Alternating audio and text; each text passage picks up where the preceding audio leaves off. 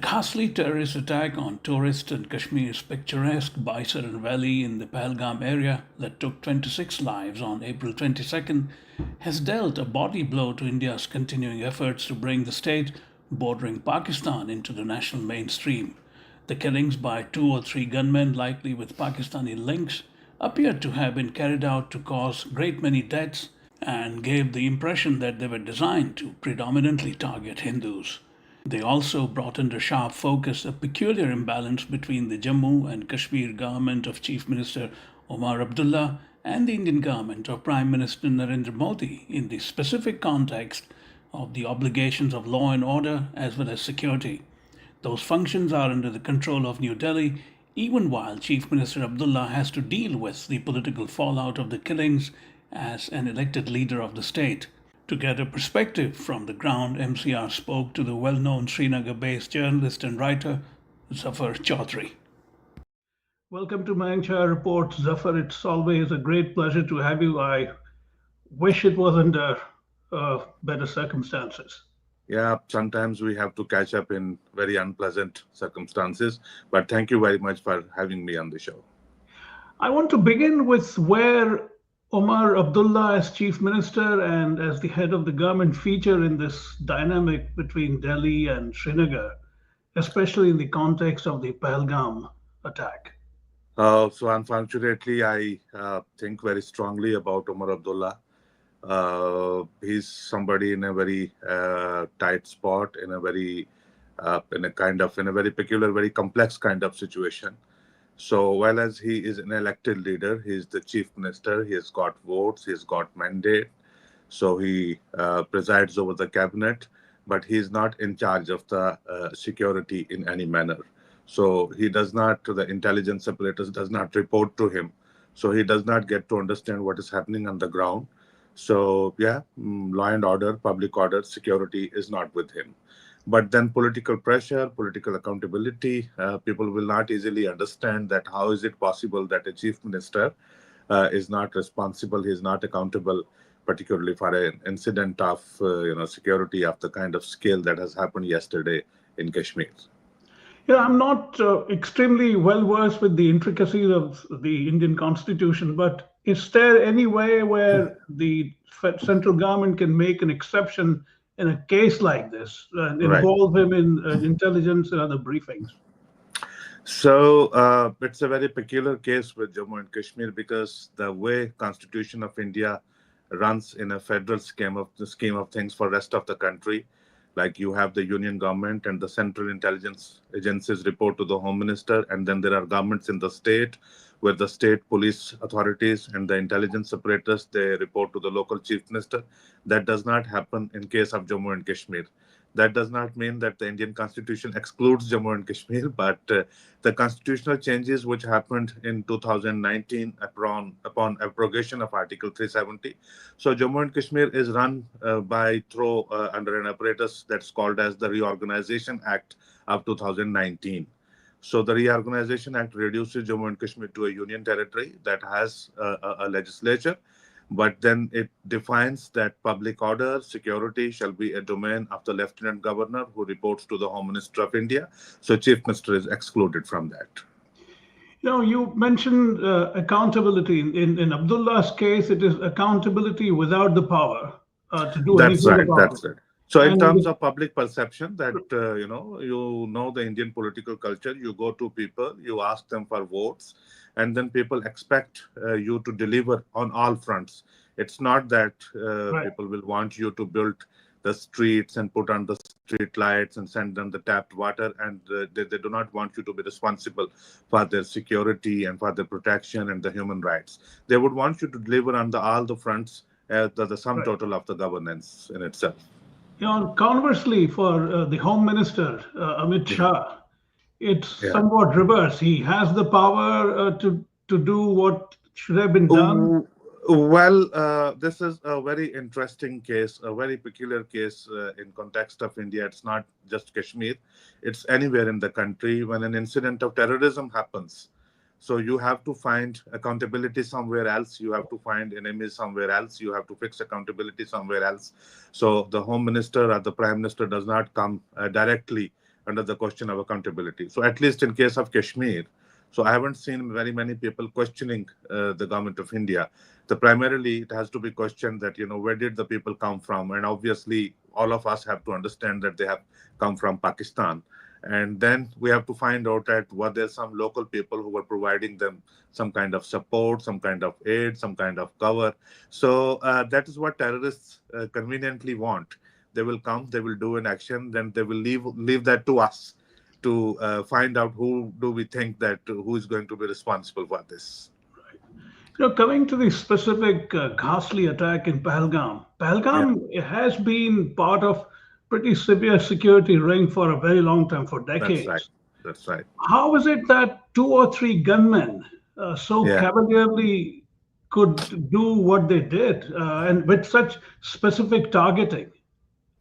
So this question is very, very genuine, very vital. So everyone is asking. I've been, hearing this question, very innocent question from the members of my family. My daughter has been asking that, how is it possible there were thousands of people at a particular place enjoying their afternoon, their holiday, but then terrorists show up and they kill and they go away, and no one has any idea why the security people were not there. While this has been a part of the public discussion for a while about conflicting number of the security forces available in Kashmir. Some people say there are 300,000, some say there are 700,000, but there is a fairly good number of security forces in Kashmir. So that takes me to one conclusion, that terrorism always happens with an element of surprise. While as you can make tall claims of security everywhere, but then they will find out some or the other way to reach, do something in a very surprising way and go back. And the kind of strategies that have been adopted by separatists over last 4 or 5 years is exactly like that. That they don't stay on in the woods or in any place for a very long time. They do some precise recce, some kind of research. They execute and they go away. So in most of the incidents this incident has been quite huge. I mean, it's a massacre. It's a carnage. But there have been high-profile security-related incidents over past 4 or 5 years. When I remember repeatedly past 4 or 5 years, which means that the security environment post 2019, when the constitutional relationship of Kashmir with the rest of India was changed. So there have been some incidents like attack on the security forces, attack on the minorities, particularly in the in Jammu region. But there has not been very great degree of success in hunting down the terrorists or finding out which way they took, how they arrived at a particular place, how they executed, and where did they disappear. So these questions will remain. That thousands of people at a vulnerable place were there, and the security forces, but particularly the place where this incident happened, does not have road connectivity. People have to reach there on the horsebacks. So Right. which means that an incident of this scale has happened. It takes a while for the security forces to reach there, and it becomes very difficult to evacuate the injured or the dead as well. So if security forces are not reaching there by road, and by that time the forces reach there, the militants have already traveled a few miles away. So it becomes very difficult. Abdullah said on his X handle, and I'm quoting him Mhm. now, needless to say that this attack is much larger than anything we have seen directed at civilians in recent years. In my That's right. memory, I Yeah. don't think something of this scale in terms of civilian carnage has ever happened since 1989. This is the biggest of its kind in terms of specific targeting and the number of people dying because of that. So, two incidents come to mind, which have happened over last, say, 30 to 35 years. One is this attack in 2001 that happened on the Legislative Assembly in Kashmir, which left 38 persons killed. Okay, Uh, right, okay. And the other was the Chhattisingpura massacre on the occasion of Bill Clinton's presence in New Delhi. So when these terrorists attacked a Sikh village in South Kashmir, and they killed probably more than 30. I'm not remembering the exact figure, but right. probably that was more than 30. So this has been a bigger incident. But in 2019, this Pulwama massacre, in which the security personnel were ambushed and killed, they were in the plus of 40. So this has been, one can say that since you covered Kashmir extensively in 1990s, so this, one can say, that fourth biggest incident in the history of terrorism in Kashmir since 1989.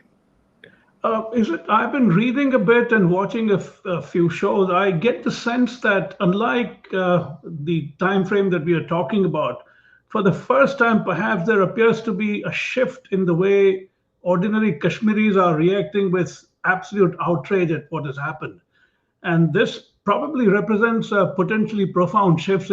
I saw even some protests by young Kashmiri men saying that we are Indians first and second, and we really disapprove of that. What is your sense of the sense of outrage on the ground? So you are aware of this geography, demography, and political nuances, cultural nuances of Jammu and Kashmir. So there is Kashmir Valley, and then there is Jammu region, which has diverse population dynamics. Like, it's a Hindu majority region, then the 30 to 32% Muslim Right. population here.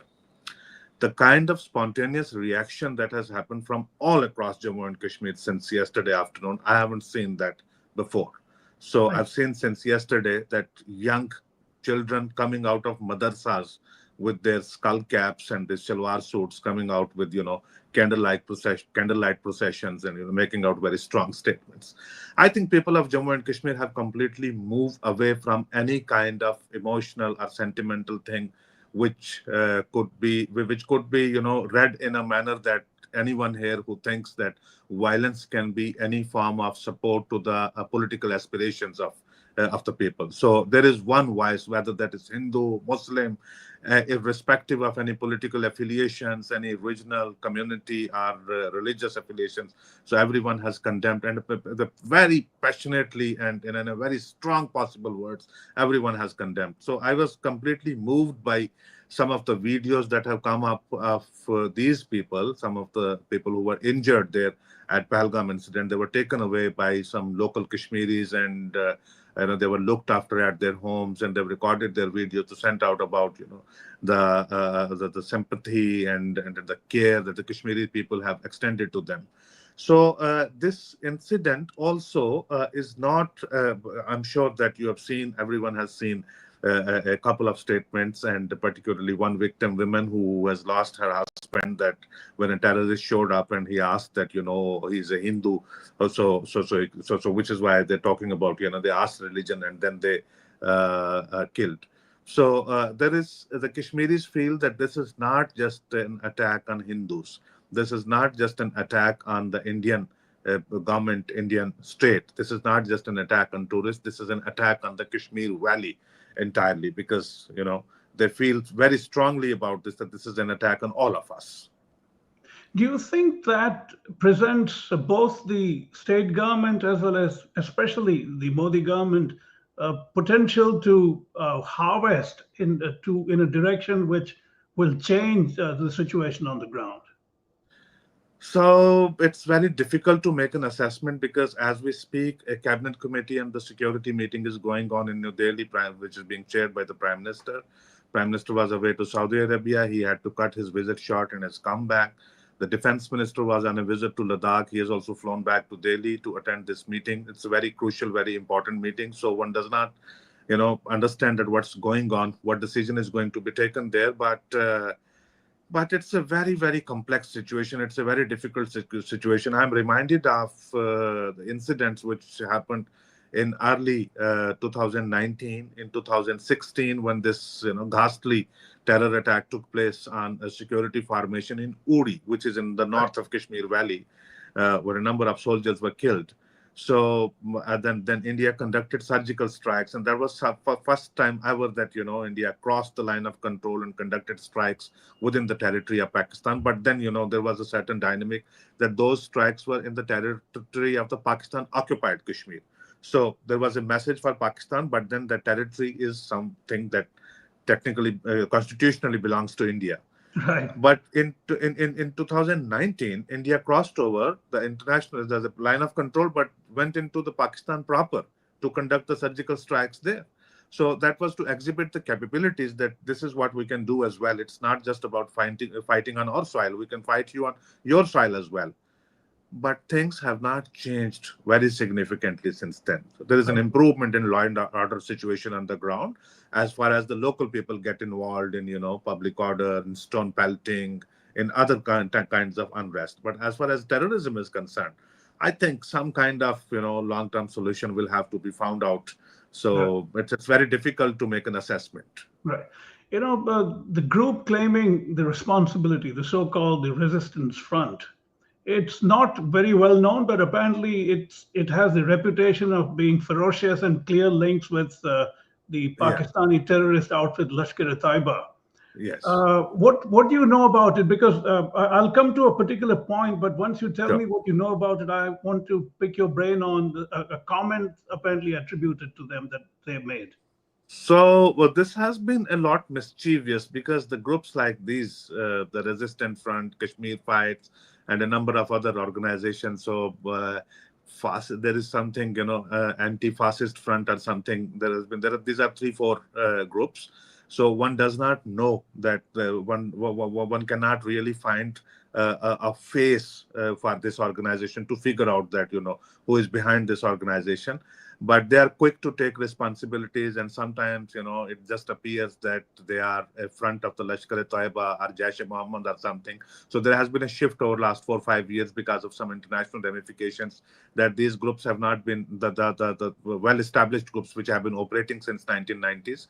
So they have not been taking direct responsibility, the LET, Jaish-e-Mohammed or Hizbul Mujahideen. So these splinter groups, these smaller groups about whom no one knows. They operate through the Telegram groups. They sent out some statement through the WhatsApp or put out something on the Twitter, and they just completely confuse investigation. They confuse the public perception and narrative. So by the time investigations begin, so this group has claimed responsibility, but one does not really know that whether there was some more organized group, a terrorist organization, or some kind of state involvement or what. So they leave you confused for a while before you arrive at a conclusion Right. that who was actually responsible. Yeah, Right. I suppose that's the strategy, even if there is a suspicion of Pakistani intelligence being involved at some level. But the point maybe. that, yeah, go ahead. Sorry. Yeah, that could be a possibility because you just keep on figuring out that Yeah, who is people's anti-fascist group, who is resistance front, and it takes a while to figure out. And by that time, a number of things have yeah. disappeared. See, within that, a particular comment attributed to the so-called group that jumped out at me was the question of demographic shift. Right. That some people have talked about since 2019 after the abrogation of 370.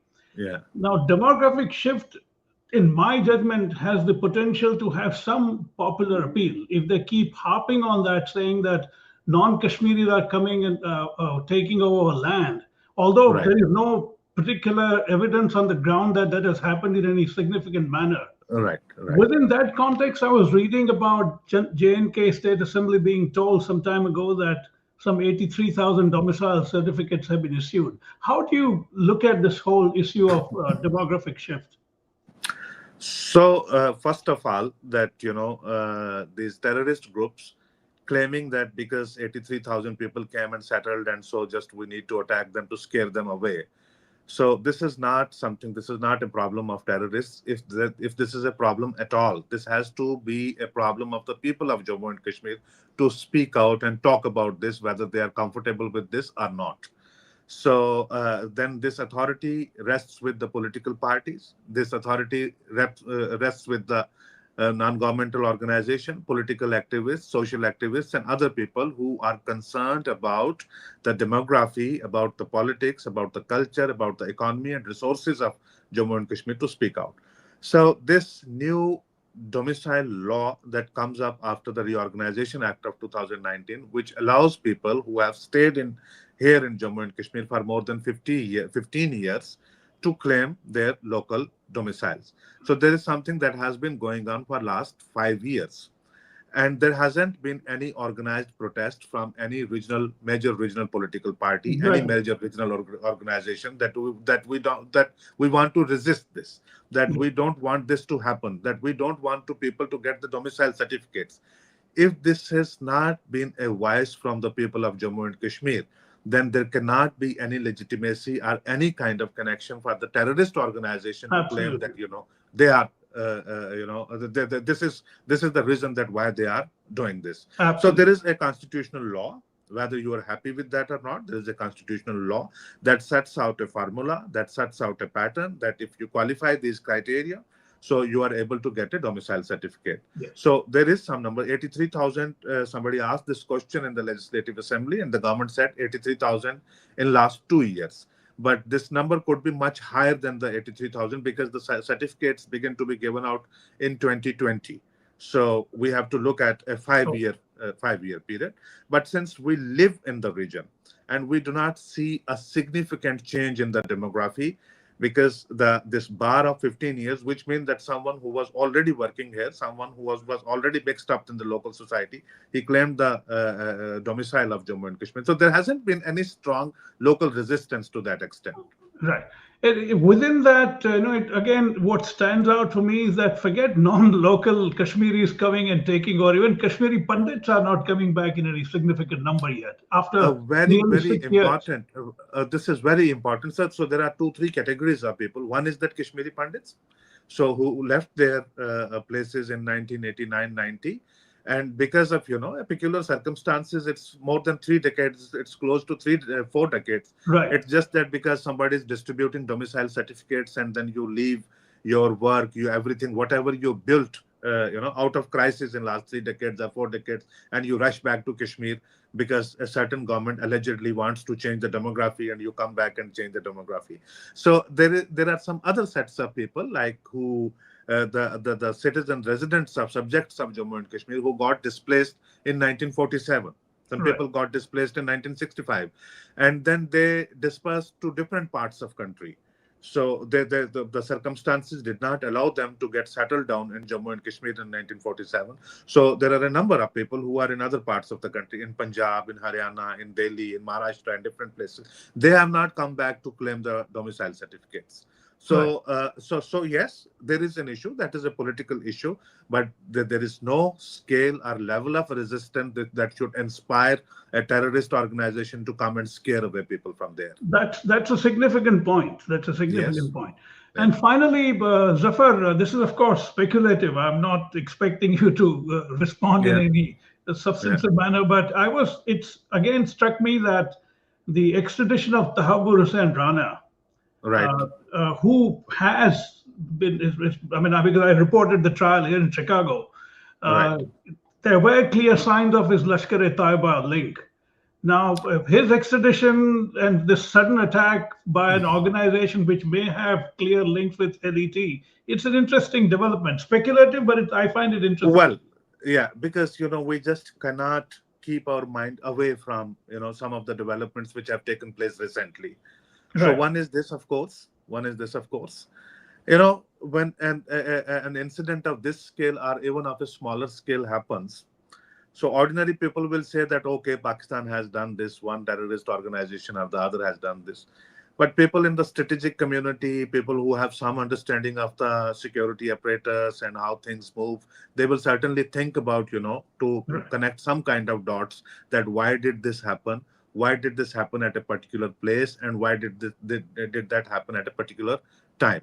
So Tahawur Rana is one. So I don't have very strong reasons to connect that. But at the same time, I can also not say that there is no connection between right, this incident and his, extradition to India. The other is that, 4 5 days ago, there was a very emotional, very, kind of aggressive kind of speech by the Pakistani army chief, who made 2 points together. One is right, that, the we Muslims are completely, different from Hindus, and which is why this our countries was created, which laid the foundation of the two nation theory. So and second is that Kashmir continues to be our jugular vein, and we stand in solidarity with our brethren there. So it's very difficult to disconnect yourself from the elements of the both elements of this speech. One is of course Kashmir, and then you find something happening in Kashmir, and the second is that uh, we Hindus, Muslims are completely different from the Hindus. And then somebody, a terrorist, comes and he shoots and he asks that, okay, he's a Hindu, and right. let's kill him. Let's Yeah, kill him. yeah, So once you have heard this speech, watched this speech, and once you have known about this incident, whether there is a connection or not, but you just, that will keep playing on at the back of your mind, that is there a connection between the two? right. Before I let you go, one final thing in terms of the political dynamic in the aftermath. which we referred to earlier in my first question, the Abdullah federal central government dynamic. What happens now? What exactly does he do? Does he just sit and express contempt, or what are his options? So, if I had been in place of Omar Abdullah, an elected person running a government for 6 months and no substantial power in my Right. hands. So, in backdrop of the incident yesterday, I would tell the Narendra Modi government and Amit Shah that I'm happy with you have left me with.